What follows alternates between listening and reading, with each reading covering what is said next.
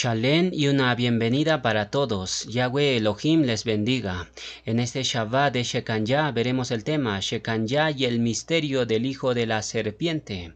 Vamos a ver en esta enseñanza las evidencias que demuestran que Caín no era realmente el hijo de Adán, sino por el contrario, era hijo de Lucifer, hijo de la serpiente de Gan Eden. A pesar de la vasta cantidad de evidencias que estamos a punto de ver, necesito que usted abra su mente. Yo sé que esto que vamos a ver no es algo fácil de digerir, pero es necesario. Para poder entender este tema del linaje de la serpiente, primero que nada necesitamos entender quién fue la serpiente de Gan Eden. Así pues, vayamos al libro de Bereshit 3:1. El texto dice así: pero la serpiente era astuta más que todos los animales del campo que Yahweh Elohim había hecho. Hasta ahí leemos. Vamos a enfocarnos en esta palabra serpiente, porque esta palabra serpiente que aparece en este verso no es ninguna serpiente literal que podemos imaginar. Esta palabra no hace referencia a una anaconda, víbora, cascabel, cobra, para nada. Esta palabra serpiente en el hebreo es nahash. Esto significa ser resplandeciente, cuyo brillo es como el oro, sumamente pensante, astuto, un ser que concibe la autoridad, criatura silbante y andante. Ahora bien, esta palabra nahash tiene una raíz secundaria, el cual es nachshon. Esto significa encantador, alguien que lanza hechizos, que hace sortilegios, un ser que es capaz de obrar en artes que conectan con lo paranormal. Vamos viendo realmente quién es esta serpiente. Ahora bien, esta palabra nahash tiene una raíz primaria que significa susurrar al oído, un conjuro mágico, un adivinador, agorero, hechicero, sortílego. Y de esta raíz primaria se produce una raíz secundaria nahará, que significa bufador, individuo que resopla con ira, que manifiesta enojo, alguien cuya expresión es de enfado. Esto ya nos revela mucho de esta serpiente que tentó a Java. Ahora bien, qué interesante que todas estas cualidades, atributos y características que envuelven al nahash son las mismas que literalmente envuelven a los hijos de Caín, tanto del pasado como de la actualidad, porque es evidente que la estirpe de Caín no fue exterminado con el diluvio. Ellos lograron sobrevivir a través del linaje de Cam. Por si fuera poco, todas estas características mencionadas son los mismos atributos que rodean a Luzbel o Lucifer. El mismo Tanakh nos muestra, como ya lo vimos en videos anteriores, que este nahash tuvo relaciones sexuales con Java. Yo sé que este elemento es fuerte, pero es necesario saberlo. Es algo lamentable que muchos llamados pastores que conocen esta verdad, que tienen información de este tema, engañan a sus ovejitas. Revelaciones 20 del 1 al 2 nos dice: vi un malaj que descendía del cielo con la llave del abismo y una gran cadena en la mano, y prendió al dragón, la serpiente antigua, que es el diablo y Satán, y lo ató por 1000 años. ¿A quién prendió? A aquella serpiente antigua. Esta serpiente no era una serpiente literal, era una criatura humanoide, reptiloide, resplandeciente, un ser que era superior al hombre en el área del pensar. ¿Por qué no era una serpiente literal? Por algo muy simple, porque el Tanakh dice: pondré enemistad entre tu simiente y la simiente de la mujer. Esta palabra simiente en hebreo es sera y en griego es esperma. En ambos significa espermatozoide, linaje, descendencia.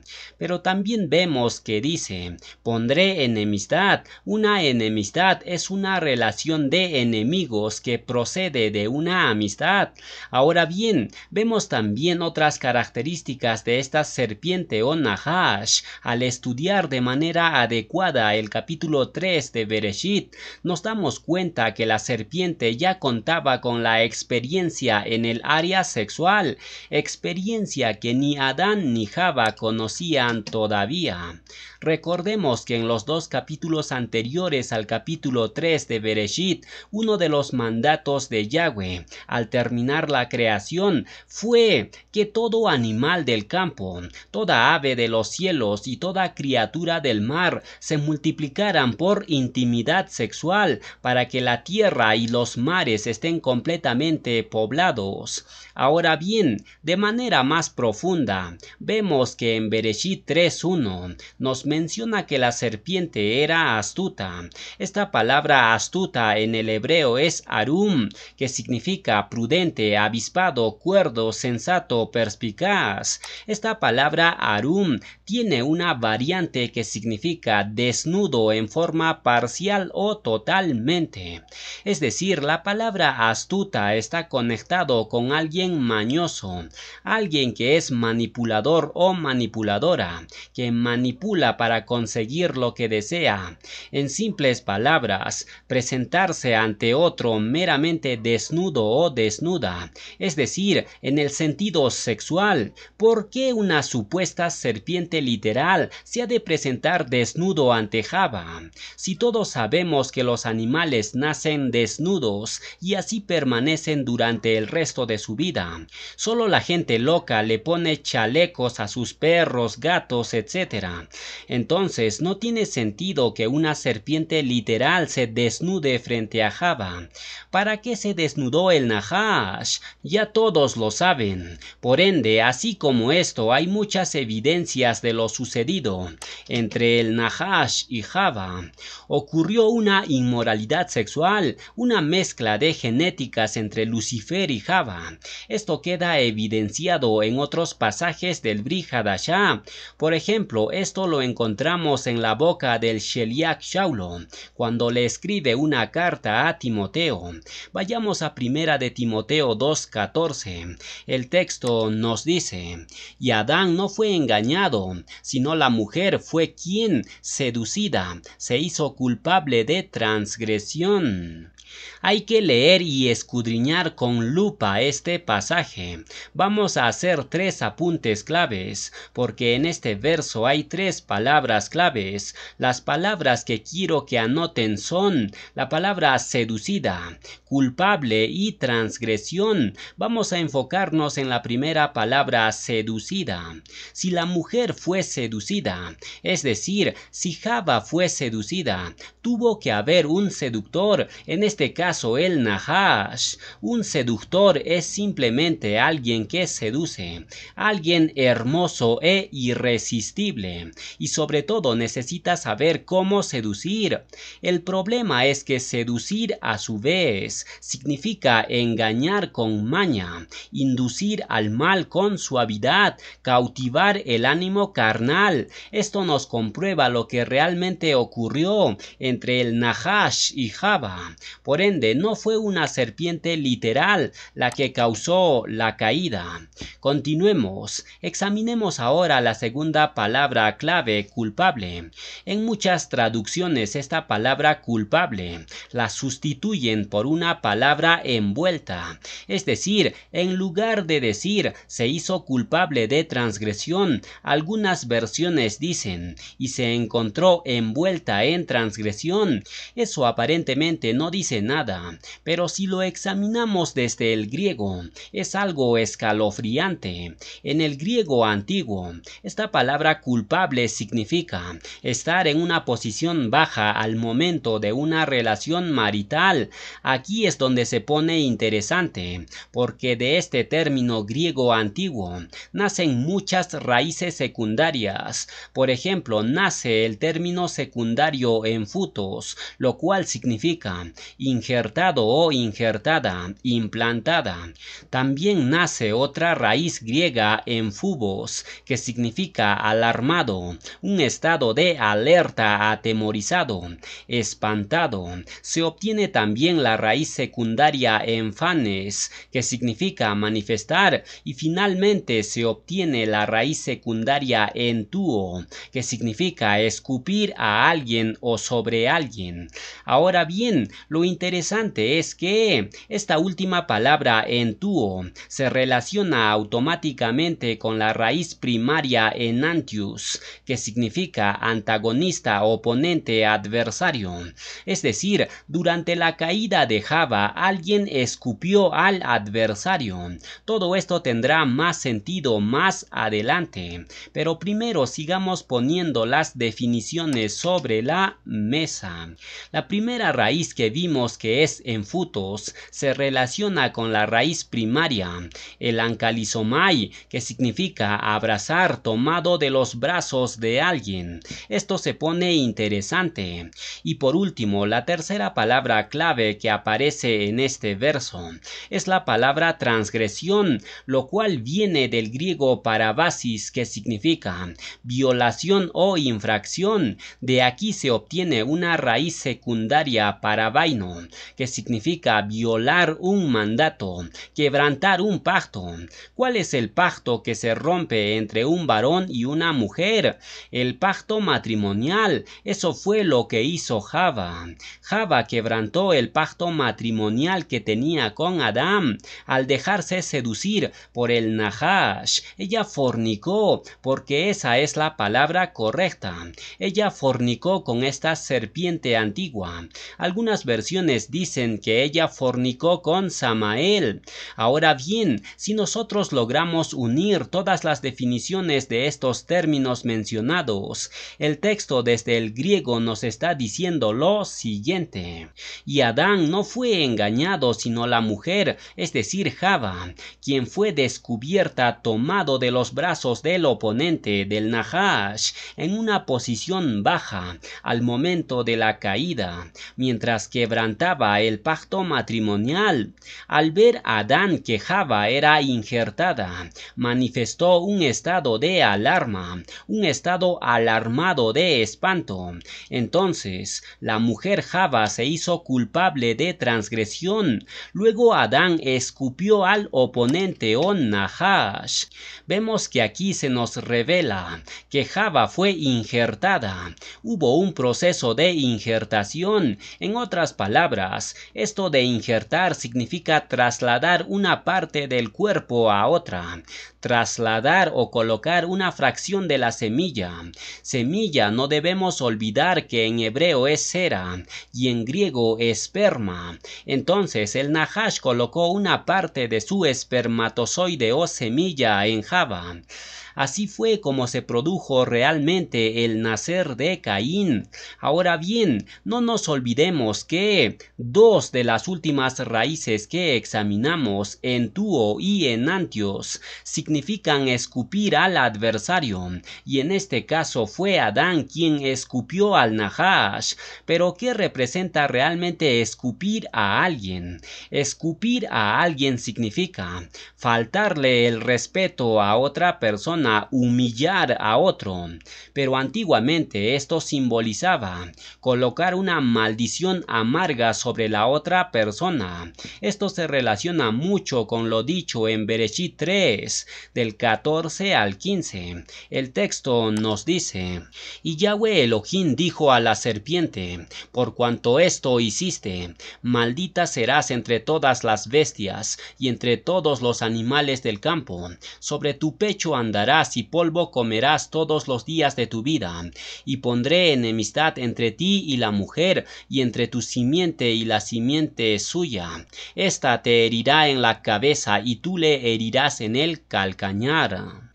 Una gran maldición cae sobre la serpiente por haber hecho que Java cayera, por haber hecho quebrantar el pacto matrimonial que tenía con Adán. Ahora bien, para finalizar con el examen de este capítulo 3 de Bereshit, vemos también otras características muy importantes que nos expanden más la perspectiva. Lo que realmente pasó. ¿Cuál fue la transgresión? ¿Por qué se produjo la caída de nuestros padres. Número 1. Al momento que Adán y Java transgreden, rompen el mandato de Yahweh Elohim, pero lo primero que hacen es cubrirse sus partes sexuales. Por si fuera poco, Adán trata de justificarse delante de Elohim diciendo: te he escuchado con tus pasos en el jardín, y como tuve miedo de mi desnudez, he preferido esconderme. Aquí hay algunas cosas que considerar. ¿Cómo es posible que la caída de los padres de la humanidad haya sido por causa de un fruto literal, y lo primero que afecta es la desnudez de ambos? ¿Cómo es posible que hayan comido un fruto supuestamente literal, y lo primero que afecta es su desnudez o sexualidad? Muchos dicen: amigo, es que en parte tiene lógica, porque Adán y Java no tuvieron relaciones sexuales. ¿Quién te ha dicho eso? En el capítulo 2 de Bereshit no se olviden que Adán y Java recibieron el mandato de multiplicarse para llenar la tierra. ¿Cómo se iban a multiplicar? ¿A base de besos y abrazos? No lo creo. En el verso 6 del capítulo 2 de Bereshit dice la propia escritura que el árbol tentaba el apetito. Ahora bien, lo curioso es que en todo el Tanaj, Yahweh te revela mediante su Ahavá y Gesed que ninguna tentación proviene de él, sino del mundo de las tinieblas y de aquel que la dirige, es decir, de Luzbel, que Yahweh lo reprenda. Yahweh puede, y en determinados momentos de tu vida te pondrá a prueba, pero de la prueba a la tentación hay una gran diferencia abismal. La prueba se basa en forjar el carácter de la persona, en darle una lección mediante experiencias difíciles. La prueba muchas veces es utilizado por Yahweh Elohim para restaurar tu relación original con él, pero sobre todo, la prueba, amigo mío, siempre tendrá más de una salida asegurando el triunfo. Por otro lado, el objetivo final de la tentación es hacer caer al individuo, colocarlo en burla, vergüenza, humillación. Por tanto, la tentación, en palabras simples, busca que tanto el varón como la mujer transgredan a la vista de Yahweh su Elohim. Esto en ningún momento lo hace el Creador, porque si el árbol y su fruto tentaba, ¿qué te da a entender eso? Que el Creador los empujó a Adán y Java para que cayeran, lo cual es absurdo. Yahweh no tienta a nadie ni puede ser tentado. Por ende, el fruto prohibido que tentaba no era literal. ¿Alguien te puede tentar a ti para comer una manzana? Cosa difícil. Las manzanas son frutas dulces, pero nadie tiene una fuerza colosal para comer una manzana. Pero si alguien viene y te dice: duerme conmigo, eso sí es tentador. La fuerza que tiene esa tentación es demasiado grande. Si tú no estás firme en tu emuná, entonces esa fuerza sexual te va a vencer y eres capaz de dejar incluso tu familia para cometer ese acto de inmoralidad. Por ende, el fruto prohibido, que era tentador, no es algo literal. Entonces, ¿qué es? Una relación sexual ilícita. Cada vez que tú cometes adulterio o fornicación, estás comiendo el fruto prohibido, y por ende no tienes derecho de culpar a Adán y Java por comer el fruto prohibido. Tú lo has comido, y no solo una vez. Solo Yahweh sabe cuántas veces comiste el fruto prohibido. Entonces nos estamos dando cuenta qué es realmente lo que pasó en el jardín del Edén. Ahora bien, parte de la maldición consiste en que habrá enemistad perpetua entre ambos linajes, es decir, habrá odio, ira, contienda, violencia entre ambos linajes. Si la transgresión fue haber comido el fruto literal de un árbol, como muchos dicen, ¿qué sentido tendría colocar una maldición tan grande entre ambos linajes? Ya que incluso para maldecir, Yahweh es justo. Entonces habría un gran problema si tomáramos todo esto de forma literal. No tendría ningún sentido las palabras palabras de Yeshua expuestas en Lucas, ya que el propio Mashiach usa un lenguaje simbólico para hablarnos sobre esto. Vayamos a Lucas 10:19. El texto nos dice: He aquí os doy potestad de hollar serpientes y escorpiones, y sobre toda fuerza del enemigo, y nada os dañará. Obviamente este verso no habla de serpientes y escorpiones literales. Si fuera literal, entonces antes de que Yeshua dijera esto, nadie pudo aplastar a serpientes y escorpiones en los campos, cosa que es ilógico y absurdo. Por ende, hay un sentido mucho más profundo en este verso. La palabra hollar viene del griego pateo, que significa pisotear, golpear, degollar, golpear con un arma de manera fatal, darle una golpiza a otro con gran violencia. Esa es la autoridad que tú tienes en contra de estos descendientes de la serpiente. Déjate de tonterías y cosas tan absurdas como: amigo, no deberías hablar así. Los descendientes de Caín son hijos de Elohim también. No, estás equivocado. No obstante, algunas personas dicen: los descendientes de Caín han sufrido mucho. Ellos no son malos. No hay que considerarlos como enemigos. ¿Qué tontería más grande es eso, amigo?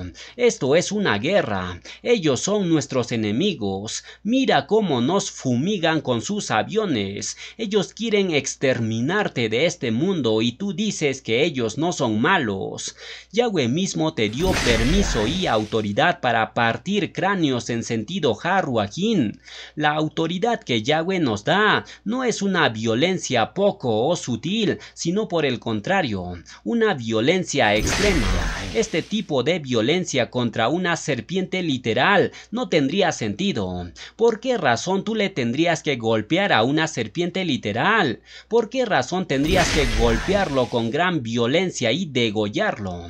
Yeshua está hablando en sentido Harruajín, ya que gran parte del linaje de la serpiente fueron exterminados por el diluvio, por Josué y por el rey David. Con esto cerramos la explicación profunda del capítulo 3 de Bereshit. Por supuesto, al exponer estos temas, yo sé que siempre la otra parte lo tildará como basura, mentira, como blasfemia, como porquería, incluso como herejía, pero nuestra misión es exponer la verdad contra viento y marea. Ahora veremos preparación para Shavuot. Vamos a hacer un pequeño paréntesis. Por la tarde vamos a continuar el tema. Ahora veremos dos elementos que tenemos que preparar para Shavuot. En realidad son tres. Más adelante lo vamos a ver. Número 1. 2 panes de primicias hechos con levadura. Número 2. Preparar nuestro cuerpo y hacer mikve o purificación en agua antes de Shavuot. La fiesta de Shavuot lo estamos conmemorando de aquí a una semana, más precisamente el día viernes 26 de mayo. Por ende, usted tiene que hacer mikve el día antes del Shabbat que le sigue a Shavuot, es decir, haces tu mikve el día miércoles 24 de mayo. Ese día lavan sus ropas y se preparan para el día tercero, como lo dice el libro de Shemot 19:11. Los pasos para realizar la mikve son: número 1. Arreglar las cuentas con tu prójimo. Si tú le hiciste algún mal a tu prójimo, entonces tienes que repararlo, tikum. Paso número 2. Después de arreglar las cuentas con tu prójimo, antes de hacer la mikve, tienes que leer el Tehilim 51. Ese Tehilim es para pedir a Yahweh la purificación de todo tu ser. Paso número 3. Haces tu plegaria a Yahweh pidiendo que te purifique de toda contaminación e impureza.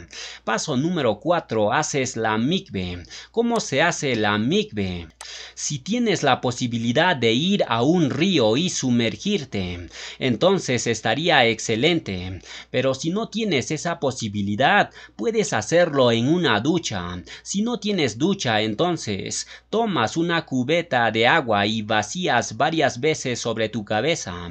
El agua tiene que fluir. ¿Por qué tenemos que hacer mikve antes de Shavuot? Muy simple, porque los Yasharelim de antaño, antes de celebrar una fiesta solemne, hacían la mikve o purificación en agua. Las tres fiestas solemnes de peregrinaje son Hamaxa, Shavuot y Sukkot, y en esas tres ocasiones todo Yasharelim se presentaba delante de Yahweh su Elohim. Devarim 16:16 dice claramente: 3 veces al año todo varón Yasharelim se presentará delante de Yahweh su Elohim. Por ende, 3 veces hacemos mikve en todo el año. Ya hicimos mikve por primera vez al comenzar el año, antes de celebrar Hamaxa. Ahora para Shavuot será la segunda, y la tercera lo haremos para Sukkot. Por tanto, ya saben cómo realizar la mikve. El verso que respalda la mikve es el siguiente. Hebreos 10:22 nos dice: acerquémonos con corazón sincero, en plena certidumbre de emuná, purificados los corazones de mala conciencia y lavados los cuerpos con agua pura. Ahora veremos cómo preparar los 2 panes de las primicias para Shavuot. Leamos primero el verso de respaldo. Vayikra 23 del 16 al 17 nos dice: hasta el día siguiente del 7º día de reposo contaréis 50 días. Entonces ofreceréis el nuevo grano a Yahweh. De vuestras habitaciones traeréis 2 panes para ofrenda mecida, que serán de 2 décimas de efa de flor de harina, cocidos con levadura como primicias para Yahweh. ¿Cómo cumplimos este mandato? En la antigüedad los Yasharelim peregrinaban al Beit Hamikdash y entregaban sus 2 panes de primicias a los Kohanim. Pero ahora que estamos en la dispersión, ¿cómo cumplimos este mandato? No es que ustedes me van a enviar sus 2 panes por avión, no, eso no es escritural. Entonces, ¿por qué haremos 2 panes con levadura como primicias para Shavuot? Lo haremos como memorial. Ustedes no me van a enviar sus 2 panes, pero sí lo van a tener en sus casas. Y ese día en Shavuot, mi persona mecerá esos 2 panes en la transmisión. Ahora bien, ¿cómo preparan estos 2 panes de las primicias? El texto menciona que los 2 panes serán de 2 décimas de efa de flor de harina. Eso quiere decir que cada pan o lejem tiene un peso de 1 décimo de efa. ¿Cuánto pesa un efa? Pesa aproximadamente 22 kilogramos. Sácale la décima parte a eso. ¿Cuánto te da? Te da 2.2 kilogramos. Es decir, cada lejem de las primicias pesaba 2.2 kilos. Eran grandes. Hoy en día, para realizar ese tamaño de lejem, tendríamos que tener un horno para poder cocerlo bien. Pero muchos de nosotros no tenemos un horno. Algunos apenas tenemos un sartén. ¿Cómo cocerías en sartén semejante lejem? No se puede. Por ende, vamos a reducir la escala. A 2.2 kilogramos le sacamos la décima parte y tenemos 220 gramos. Eso es una cantidad razonable para cocinarlo en sartén. Por tanto, usted agarra 220 gramos de harina de trigo. Lo amasas echándole azúcar y sal según tu gusto. Le pones royal como levadura y luego lo cocinas en sartén o en horno. Pero si usted tal vez no encuentra harina de trigo, no encuentra levadura, no tienes los medios para preparar estos 2 panes o lejemín, entonces puedes comprar 2 panes medianos en la tienda. Esos panes están hechos con levadura. Por ende, no hay problema. Compran 2 panes de la tienda y lo guardan para Shavuot. Finalmente tenemos el tercer elemento para Shavuot, el vino o zumo de uva. El mandato de Yahweh dice que junto con los 2 panes de las primicias se ofrecía 7 corderos de 1 año. Y más abajo dice, y sus libaciones. El cordero ya sabemos que es Yahshua. Por ende, no sacrificamos ningún animalito. Pero ¿qué hay de las libaciones? libaciones. Las libaciones eran de vino. Se derramaban vino sobre el altar de bronce, como un acto de consagración. En este caso, nosotros vamos a consagrar el día de Shavuot para dedicarlo a Yahweh. Ese acto de consagración con vino se le llama Kiddush. Kiddush viene de Kadosh. Entonces preparen zumo de uva, o si prefieren compran un vino de la tienda para hacer el Kiddush en Shavuot. Obviamente preparan una copa para tomar una porción del vino Kiddush, y a partir de ahora en adelante también vamos a hacer el Kiddush en cada Shabbat para consagrarlo a Yahweh nuestro Elohim. Recuerden que en cada Shabbat se ofrecían corderos y sus respectivas libaciones. Por ende, en cada Shabbat a partir de hoy haremos el Kiddush. En resumen, hay 3 cosas que tenemos que preparar para Shavuot. Número 1, 2 panes con levadura de 220 gramos cada uno. Número 2, hacer la mikve o purificación. Y finalmente, número 3, preparar el zumo de uva o comprar un vino. Esos 3 elementos preparen, y sobre todo preparen sus corazones para estar alegres ese día. Salmo 102 nos dice: servid a Yahweh con alegría, venid ante su presencia con regocijo. Exaltad a Yahweh porque Él es bueno, porque para siempre es su compasión.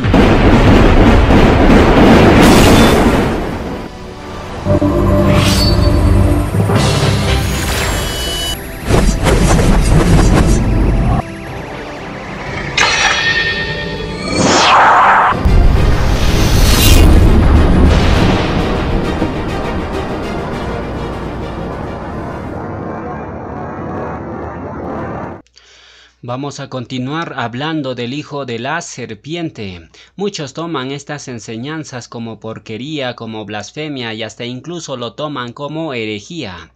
Esto de acuerdo a lo que se relata en Bereshit 4:1. Y por supuesto tenemos no solo una respuesta, sino muchas que realmente indican que Bereshit 4:1 ha sido totalmente mal interpretado. Las personas dicen: Adán conoció a Java y ésta parió a Caín.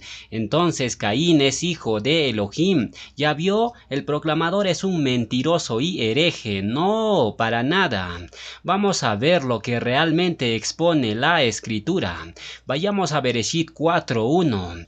Tú tienes que entender que este pasaje, quien no logra entender este pasaje, realmente está muy perdido en la información escritural. La escritura muchas veces ha sido adulterado por los escribas que casualmente son los ceneos, y los ceneos son los miembros de la tribu de Caín. Ese linaje porta el ADN de Lucifer, y los Nefilín son hijos del maligno genéticamente y en sentido Harruajim. Bereshit 4:1 nos dice: conoció Adán a su mujer Java, la cual concibió y dio a luz a Caín, y dijo: por voluntad de Yahweh he adquirido varón. Conoció en hebreo es yadá, lo cual va ligado a un conocer íntimo, es decir, al área sexual. La versión peshita aramea y la nueva traducción viviente te lo dicen de manera literal. Por ende, aquí la escritura está diciendo lo siguiente: Adán y Java tuvieron intimidad sexual, a su vez Java parió y concibió a Caín. Ahora, el problema es que muchos han malinterpretado este pasaje y lo entienden así: si Adán tuvo intimidad sexual con Java y ésta parió a Caín, quiere decir que Caín es hijo legítimo de Adán. Fin del asunto. Qué manera tan pero tan ingenua de escudriñar las escrituras. La escritura dice algo más profundo. Déjame mostrarte algunas evidencias. Número 1. En toda la escritura, Caín no aparece en la lista genealógica de los descendientes de Adán. Cierto es que Jebel no aparece tampoco en la lista de los descendientes de Adán. ¿Por qué? Porque ya había sido asesinado por Caín estaba muerto. Pero tú podrías decir, ¿y eso qué tiene que ver? Es bien sabido en la cultura hebrea que si un varón principal había muerto sin engendrar hijos varones, no se le incluía en la lista de descendientes. Por esta razón es que Jebel no aparece en la lista genealógica de Adán. Por si fuera poco, recordemos que Jebel fue sustituido por Shet. Evidencia número 2. El mismo Ruach HaKodesh nos revela que, tanto a nivel haruajín y genético, hay hijos de Elohim e hijos del maligno. En primera de Yohanan 3, del 10 al 12 nos dice, en esto se manifiestan los hijos de Elohim y los hijos del diablo. Todo aquel que no hace justicia y que no ama a su hermano no es de Elohim, porque este es el mensaje que habéis oído desde el principio, que nos amemos los unos a los otros, no como Caín, que era del maligno, y mató a su hermano. ¿Y por qué causa le mató? Porque sus obras eran malas y las de su hermano justas. De entrada vemos que nos revelan que en la tierra existen hijos de Elohim e hijos de Hasatán. Esto se aplica tanto a nivel haruajín como genético. Muchos han interpretado este pasaje como si el Sheliach Yohanan solamente hablase en sentido haruajín, y eso es un error, porque si aún dijéramos que este pasaje es netamente haruajín, tendríamos que admitir que Adán era el mismo diablo, pues en el verso 12 dice, no como Caín que era del maligno. Veamos la primera parte del verso 12 y profundicemos en esto, no como Caín que era del maligno. Hay tres palabras claves que usted tiene que notar aquí, la palabra como, la palabra era y la palabra maligno. La palabra como viene del griego katos, que significa semejante, conforme, exactamente, a la medida. La palabra era viene del griego ané, que significa apartado, atado, residir, ser bautizado. Y finalmente la palabra maligno viene del griego poneiros, que significa estar fatigado, maldad, agonía, miseria. En otras palabras, aquí se nos revela lo siguiente, no como Caín, el cual era directamente conforme, semejante a la medida de Hasatán. Este fue apartado y atado al maligno. Con este moraba y hablaba, y por él fue bautizado. En el griego recuerden que la palabra era también significa bautizar, ser bautizado. No podemos decir que fue bautizado por Yahweh Elohim, ya que Elohim mismo le colocó una fuerte maldición y marca en la frente. Además, el mismo Caín sale voluntariamente de la presencia del Creador, sale de la poca o nula relación que tenía con Elohim, y nunca más se nos muestra en la Escritura que Caín tuviera ánimo de regresar con Elohim. Tampoco podemos decir que fue bautizado por el patriarca Adán. Si fuera así, entonces estaríamos diciendo que Adán era el maligno, algo que definitivamente es ilógico e absurdo. Ahora bien, cierto es que Adán cayó, pero incluso en su naturaleza caída, buscó al Kadosh de los Kadoshim, pidió perdón y mostró frutos de auténtico Teshuvah, cosa que Caín en ningún momento hizo. Y el mismo Mashiach te dice a ti, el hijo solamente hace aquello que le enseña a su padre. ¿Quién le enseñó a Caín la maldad? ¿Quién le enseñó a matar? Más importante aún, ¿a quién bautizó Caín? Recordemos que la palabra era en griego es ané, que significa bautizar. ¿A quién bautizó Caín? ¿Te has preguntado alguna vez? Caín bautizó a su hijo y también a la ciudad que fundó. Tanto la ciudad como su hijo se llamaban Enoc. El nombre Enoc significa dedicado a, entregado a, iniciado en. La pregunta es, si ni el hijo ni la ciudad fueron dedicados dedicados a Yahweh Elohim, ni tampoco fueron iniciados en los estatutos del Creador. Entonces, ¿a quién fueron dedicados? ¿A quién fueron iniciados? A su padre Lucifer. Un dato interesante en este punto es el siguiente. Las mujeres que se unieron a los ángeles caídos o Nefilim fueron obtenidas de la ciudad de Enoch. ¿Y quiénes estaban en esa ciudad de Enoch? Mujeres caínitas, mujeres que portaban el ADN de Lucifer. Evidencia número 3 de que Caín es hijo de Lucifer. Aun si lo mencionado anteriormente no te basta, entonces basta con retroceder un verso atrás y nos daremos cuenta de la magnitud del tema que se expone en Primera de Yohanan 3:9. El texto dice: todo aquel que es nacido de Elohim no practica la transgresión, porque la simiente de Elohim permanece en él y no puede transgredir porque es nacido de Elohim. ¿La simiente de quién? La simiente de Yahweh. Simiente en hebreo es sera, en griego esperma. En ambos casos significa un descendiente, un remanente.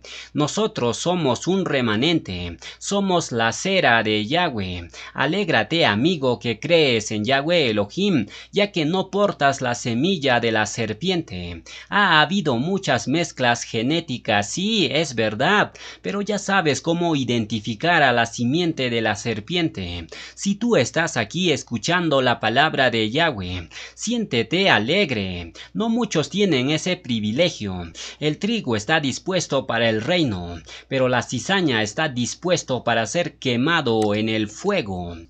Evidencia número 4.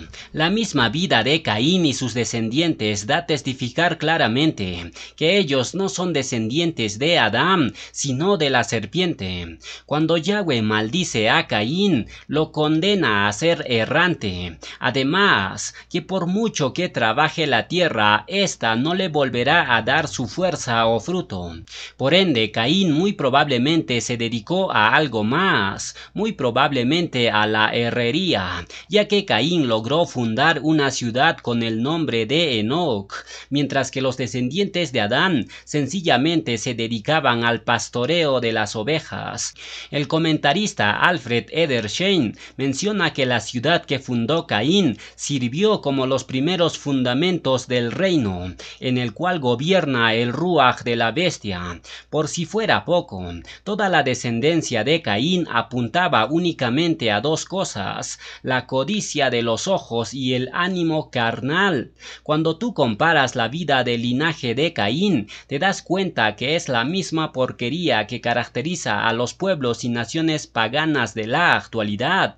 Los descendientes de Caín eran muy famosos. Por ejemplo, tenemos a Lamec, Jabal, Jubal, Naama, Tubal-Caín. ¿Quiénes eran realmente estas personas? Lamec todos sabemos que fue el primer polígamo. Jabal convirtió el pastoreo en negocio.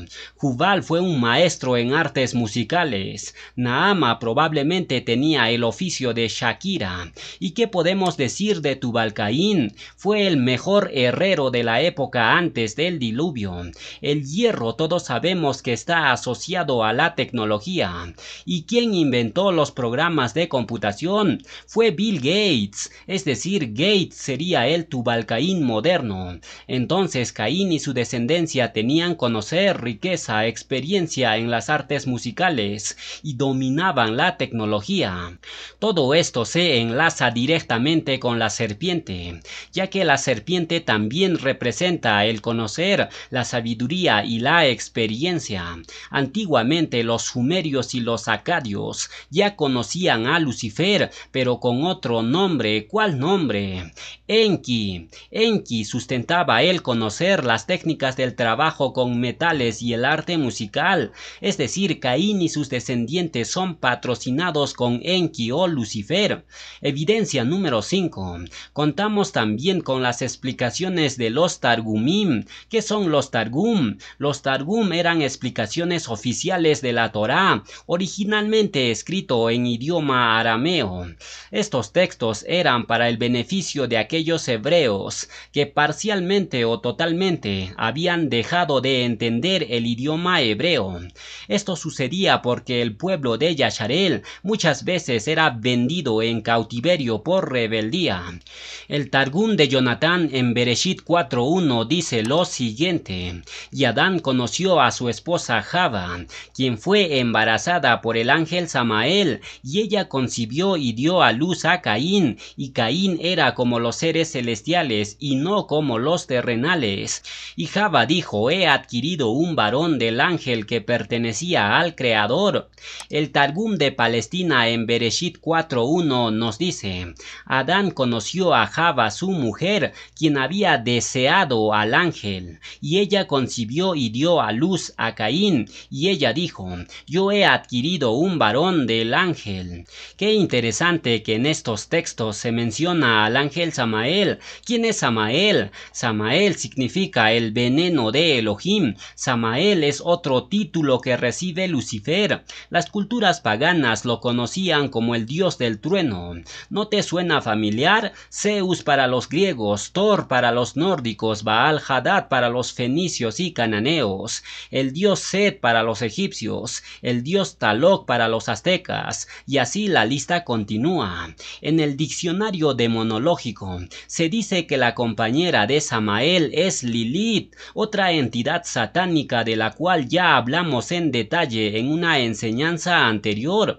Lo curioso del caso es que tanto Samael, Lucifer, Baal, Belcebú, Enki, Thor, Zeus, etc. están fuertemente conectados con Saturno. Un dato interesante es que la ciudad de Roma era conocido originalmente con el nombre Saturnia, la ciudad de Saturno. La ciudad entregada a Hasatán fue del vulgo romano, de donde procede la Saturnalia, una fiesta pagana que hoy es conocido como Navidad. La gente dice: bienvenida a la Navidad. ¿A quién le estás dando la bienvenida? En los grandes diccionarios ocultistas, Saturno fue de suma importancia para los druidas, para los celtas, pero también para la religión de Mitra. Los cartaginenses y todas las culturas antiguas le ofrecían al dios Saturno un sacrificio de niños, un acto cruel que lamentablemente se sigue practicando hoy en día en las sociedades secretas. Hoy en día el ser humano está tan pero tan distraído que ni cuenta se da que los medios le bombardean con este tema del linaje de la serpiente. Se han hecho películas, series, caricaturas, videojuegos que probablemente tus hijos o incluso tú han jugado. Regresando a los Targum, el Targum de Palestina nos dice que Java había deseado a Samael. Desear significa aspirar a la posesión, aspirar al disfrute, querer o anhelar que acontezca un suceso. Qué interesante lo que Java manifiesta hacia Samael o Lucifer. De aquí desprendemos otro argumento a favor de que Caín era literalmente el hijo de la serpiente. En el capítulo 3 de Bereshit, en medio de las maldiciones que Yahweh coloca a la serpiente y a Java, vemos que específicamente en el verso 16, Yahweh le da una orden a Java que dice: multiplicaré en gran manera los dolores en tus preñeces, con dolor darás a luz a los hijos, y tu deseo será para tu marido, y él te dominará. Si la transgresión de la caída fue literalmente comer un fruto literal, ¿qué sentido tiene que Yahweh le diga a Java que su deseo será para Adán? Obviamente el castigo para la mujer fue directamente proporcional a su transgresión. Ella había deseado al ángel caído, pero ahora ese deseo sería para su marido. Aquello en que transgredes, en eso mismo recibes el castigo. Eso es un principio fundamental en el reino de los cielos. Java había deseado al ángel caído. Desear está asociado con la lujuria. Java se encendió en lujuria y cayó. ¿Cómo entró la lujuria en Java? Por los oídos. Ella le prestó atención a la serpiente. Si tan solo ella cerraba sus oídos, entonces no habría caído en fornicación. Por ende, ustedes las mujeres tengan cuidado a quién están escuchando. En las palabras suaves y bonitas está el veneno de la serpiente. ¿Por qué se compara a Lucifer y su linaje dije con las serpientes, porque las serpientes con sus siseos no producen agrado, sino por el contrario, horror y miedo. En las culturas paganas, las serpientes eran veneradas ampliamente por su veneno, por su mirada y la sagacidad. Esas características las hacían ver como criaturas enigmáticas. Fíjense en el logo de la Organización Mundial de la Salud, OMS. Tiene una serpiente, el mismo Lucifer metiendo veneno a través de la farmacéutica. Ahora bien, acerca de la descendencia de la serpiente, contamos también con las ilustraciones antiguas que las culturas postdiluvianas tenían para representar la caída del huerto del Edén. Amigo, ya es hora que aterrices a tierra. Ten mucho cuidado, porque hay muchos hijos de la serpiente que están dentro de tu comunidad, no para servir al Creador, sino para inyectar veneno en las ovejas. Quiero darte unos textos antiguos que demuestran la simiente de la serpiente. Los Targumim, como es evidente, ya los mencionamos. En la Biblia, Kolbrim dice: el flujo fétido profanó a la mujer, dando como resultado una entremezcla incompatible. Pero no es todo. Enfermedades y náuseas también se están generando, desde los fermentos de la implantación impura. Entonces hay muchas evidencias que indican que Caín no era hijo de Adán, era literalmente hijo de Lucifer. Continuemos. Ahora leamos el siguiente texto para seguir profundizando. Primera de Yohanan 3:12 nos dice: no como Caín, que era del maligno y mató a su hermano. ¿Y por qué causa le mató? Porque sus obras eran malas y las de su hermano justas. Las obras que estos tuvieron a la luz de las Escrituras fueron los sacrificios que presentaron. Jebel presentó un cordero, un animal vivo por expiación, una obra justa ante Yahweh Elohim, ya que sabía que vivía en transgresión, pero Caín presentó algo muerto como una fruta. Cuando este fruto fue desarraigado de su rama, entonces perdió la vida, ya que la rama es el enlace que mantiene vivo al fruto. Por ende, las frutas de Caín eran un simbolismo de sus obras muertas e injustas. Esto no le agradó a Yahweh. Entonces Caín, por envidia, mató a Jebel. El responsable de este crimen fue Hasatán. Él se introdujo para distorsionar la creación y pervertirla. Y aun siendo la serpiente muy astuta, no tiene el poder para crear, y por esto, amigo, usurpó el vientre de Java para hacerse una descendencia a su imagen y semejanza, y luego morar en ellos. Sigamos avanzando. Vayamos a Bereshit 4:25. Y conoció de nuevo Adán a su mujer, la cual dio a luz a un hijo y llamó su nombre Shet, porque Elohim, dijo ella, me ha sustituido otro hijo en lugar de Jebel, a quien mató Caín. Hay un punto clave que quiero resaltar y recalcar en este pasaje. 2 actos sexuales de Adán, y Java tiene 3 hijos. Noten que Adán, hasta este verso, tuvo el segundo acto sexual con su mujer Java. La primera lo hemos encontrado en Bereshit 4:1, la segunda en Bereshit 4:25, de los cuales nace Shet. Entonces tenemos 2 actos íntimos de Adán y Java, y nacen 3 hijos a Java: Caín, Jebel y Shet. Si Caín fuera hijo de Adán, en Bereshit 4:2 debería decir: y conoció Adán otra vez a Java su mujer, y ella dio a luz a Jebel, como lo hace la escritura en otros casos. Pero esto no sucede aquí. Caín y Jebel nacieron seguidamente. La pregunta es: ¿o Adán tuvo gemelos o Java ya estaba embarazada cuando Adán la conoció? Pues hay 2 actos sexuales y 3 hijos. El sentido lógico nos dice que Java ya estaba embarazada cuando Adán conoció a su mujer. ¿Cómo sabemos esto? Porque en el el capítulo 3 de Bereshit, Java comió el fruto prohibido con la serpiente. Eso lo explicamos anteriormente. Entonces concluimos que la razón por la cual nacen 3 hijos de Java y Adán solo tuvo 2 actos íntimos con ella es que uno de ellos no fue hijo de Adán. En este caso, Caín no fue hijo de Adán, fue hijo del diablo. Sigamos conectando más textos. Matías 7 del 17 al 19 nos dice: así todo buen árbol da buenos frutos, pero el árbol malo da frutos malos. No puede el buen árbol dar malos frutos, ni el árbol malo dar frutos buenos. Todo árbol que no da buen fruto es cortado y echado en el fuego. ¿Cómo se conoce a los hijos del diablo? Muy simple, por 2 puntos principales. Número 1, los hijos del diablo no pueden oír la voz de Yahweh Elohim. Un ejemplo claro, Caín nunca escuchó la voz de Yahweh. Número 2, los hijos del diablo tienen malicia en su corazón. Caín por su malicia asesinó a Jebel. Otra pregunta clave, ¿sabes cómo se conoce a un hijo de Yahweh? En su arrepentir auténtico y genuino, en la disposición que éste tiene para ser transformado por su Padre Celestial.